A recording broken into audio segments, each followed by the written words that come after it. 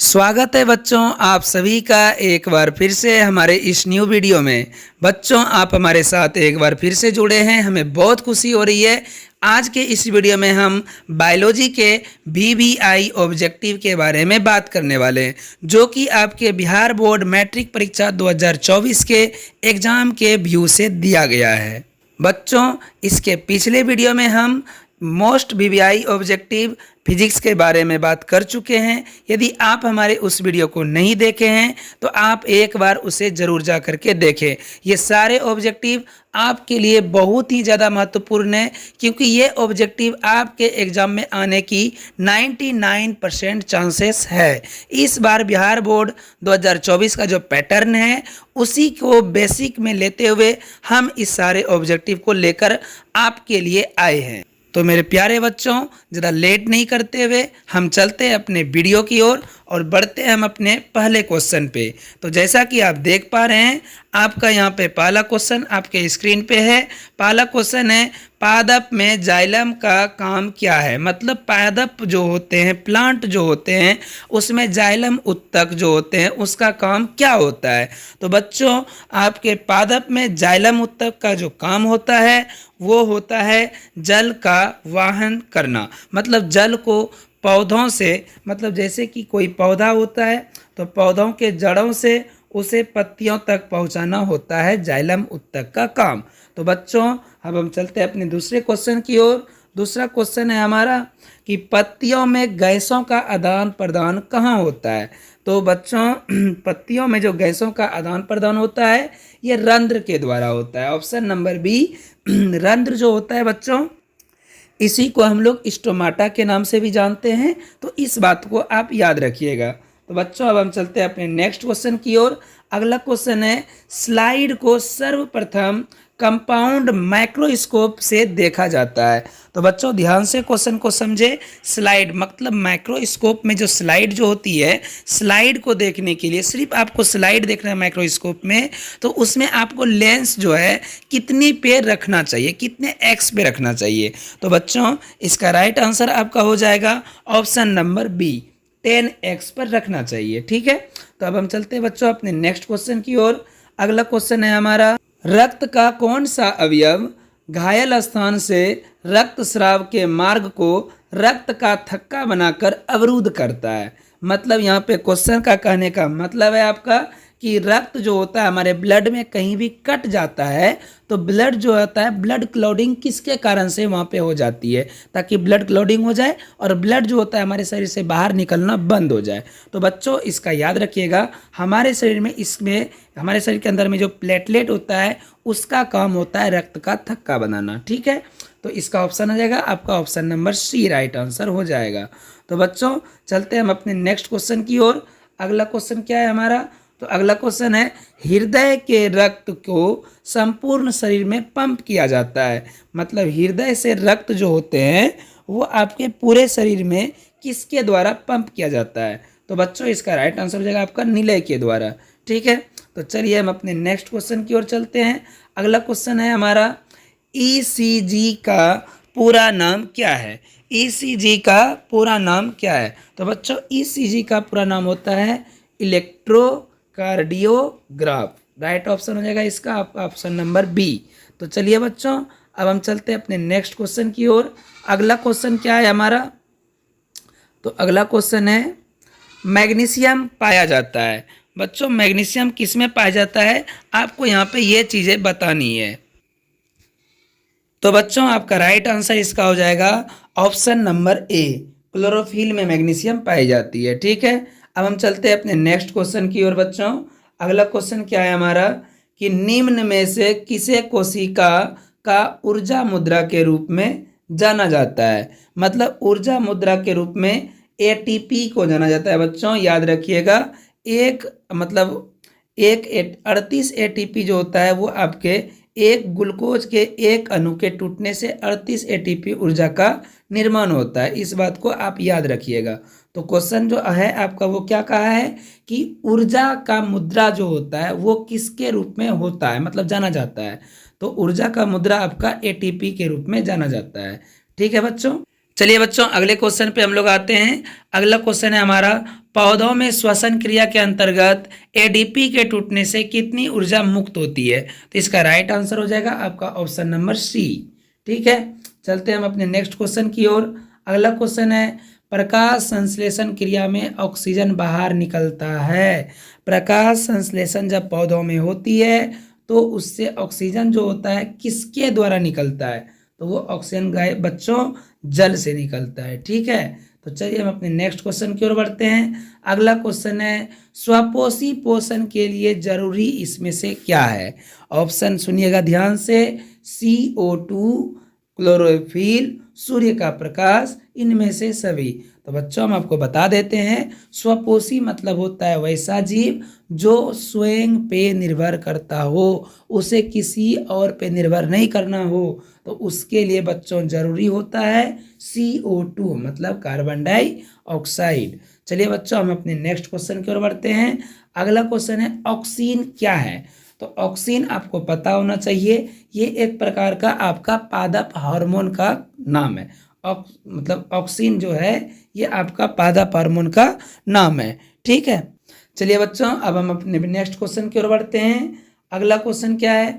तो द्विखंडन किस में होती है? द्विखंडन जो होती है इनमें से किस में होती है? द्विखंडन का क्रिया बच्चों आपका अमीबा में होती है। तो राइट ऑप्शन हो जाएगा इसका ऑप्शन नंबर ए। चलिए बच्चों अब हम अपने नेक्स्ट क्वेश्चन की ओर बढ़ते हैं। बोला, एथाइल अल्कोहल किस प्रकार के श्वसन में बनता है? इथाइल अल्कोहल किस प्रकार के श्वसन में बनता है? ऑप्शन नंबर ए वायवीय है, ऑप्शन नंबर बी अवायवीय है, ऑप्शन नंबर सी दोनों, इनमें से कोई नहीं। तो इसका राइट आंसर हो जाएगा बच्चों आपका ऑप्शन नंबर बी, अवायवीय श्वसन में एथाइल अल्कोहल बनता है। ठीक है, तो चलिए हम अपने नेक्स्ट क्वेश्चन की ओर बढ़ते हैं। अगला क्वेश्चन क्या है कि यकृत से निम्न में से कौन सा रस निकलता है? ध्यान से सुनिए क्वेश्चन को, आपके लीवर से कौन सा रस निकलता है? तो इसका राइट आंसर हो जाएगा आपका ऑप्शन नंबर सी, पित्त रस निकलता है। ठीक है बच्चों, चलिए हम अपने नेक्स्ट क्वेश्चन की ओर बढ़ते हैं। अगला क्वेश्चन है, प्रकाश संश्लेषण होता है। ये तो आपको अच्छे से पता होनी चाहिए, प्रकाश संश्लेषण की क्रिया हरे पेड़ पौधों में होता है। ठीक है, तो चलिए हम अपने नेक्स्ट क्वेश्चन की ओर बढ़ते हैं। अगले क्वेश्चन है, हरे पौधे कहलाते हैं उत्पादक, अपघटक, उपभोक्ता, आहार श्रृंखला। तो इसका राइट आंसर हो जाएगा उत्पादक। हरे पौधे क्या कहलाते हैं? उत्पादक कहलाते हैं। अगला क्वेश्चन क्या है? तो अगला क्वेश्चन है, इनमें सामान्यतः किसका उपयोग कोशिका द्वारा ऊर्जा उत्पादन के लिए किया जाता है? ऑप्शन नंबर आपका हो जाएगा इसका सी, ग्लूकोज का उपयोग जो है कोशिका द्वारा ऊर्जा बनाने के लिए किया जाता है। ठीक है, तो अगले क्वेश्चन की ओर हम लोग बढ़ते हैं बच्चों। अगला क्वेश्चन क्या है? मनुष्य में सांस लेने और छोड़ने की क्रिया को क्या कहते हैं? क्वेश्चन ध्यान से सुनिएगा।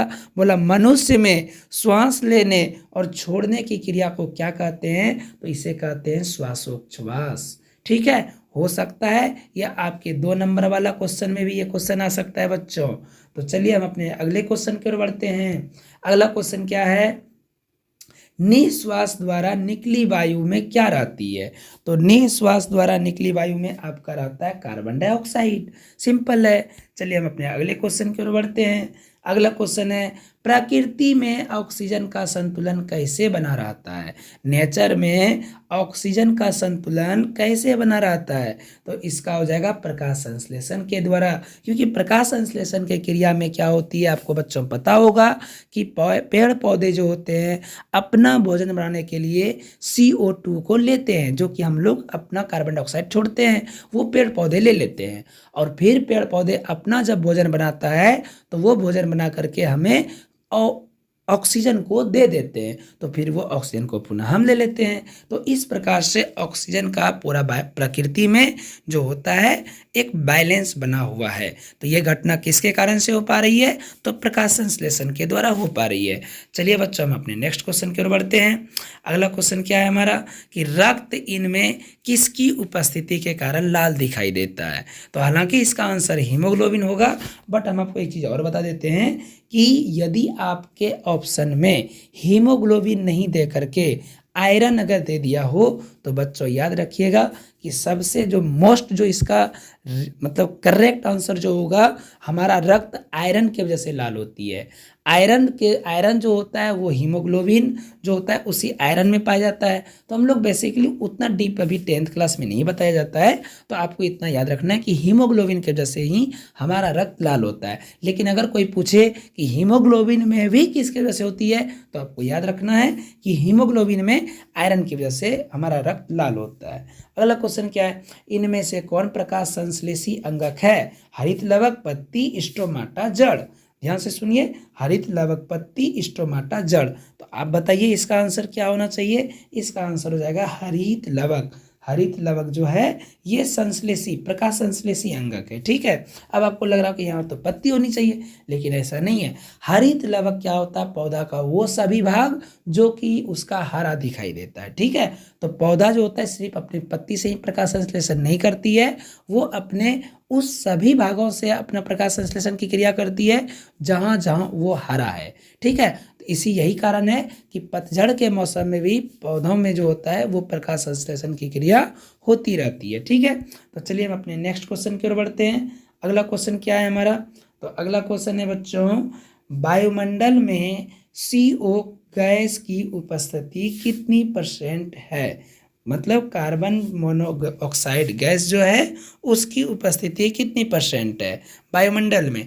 तो इसका राइट आंसर हो जाएगा आपका 0.03%। ठीक है, तो चलिए हम अपने अगले क्वेश्चन की ओर बढ़ते हैं। लास्ट क्वेश्चन क्या है हमारा कि ग्रहणी भाग इनमें से कौन है? तो ग्रहणी भाग इनमें से छोटी आंत है। बच्चों ये हमारा बायोलॉजी के पहला चैप्टर का टॉप क्वेश्चन ऑब्जेक्टिव था। टॉप ऑब्जेक्टिव क्वेश्चन हम आपको दिए थे, हालांकि अभी इसका एक पार्ट अभी और आने वाला है, आप उसे भी जरूर वॉच करिएगा, तब आपका बायोलॉजी का एक चैप्टर का फुल ऑब्जेक्टिव एनालिसिस हो जाएगा। हम आपसे वादा करते हैं बच्चों, आपका इससे बाहर ऑब्जेक्टिव एक भी नहीं जाने वाला है। आप हमारे ऑब्जेक्टिव को अच्छे से एनालिसिस करिए, और यदि आप हमें कमेंट करेंगे तो हम आपको इसी चैनल पे आपको total by subject by subjective question भी हम आपको यहाँ पे सॉल्व करा के देंगे। वो सभी सब्जेक्टिव देंगे जो कि आपके एग्जाम के लिए ज़्यादा महत्वपूर्ण है। तो बच्चों आप हमारे इस चैनल पर जुड़े रहें। वीडियो अगर अच्छा लगा हो तो लाइक करिए, और आपके जितने भी दोस्त वगैरह है सभी को हमारे वीडियो को शेयर कीजिए। बाद बाकी हम आपसे मिलते हैं फिर से एक न्यू वीडियो के साथ में। और बच्चों आज संडे है, तो आज ही हमारा इसका हो सकता है तो सेकेंड पार्ट आएगा, या तो हो सकता है कोई और सब्जेक्ट का हम आपको एक वीडियो और प्रोवाइड कराएंगे। तो मिलते हैं नए वीडियो के साथ में, बने रहिए हमारे चैनल पे, तब तक के लिए बाय बाय।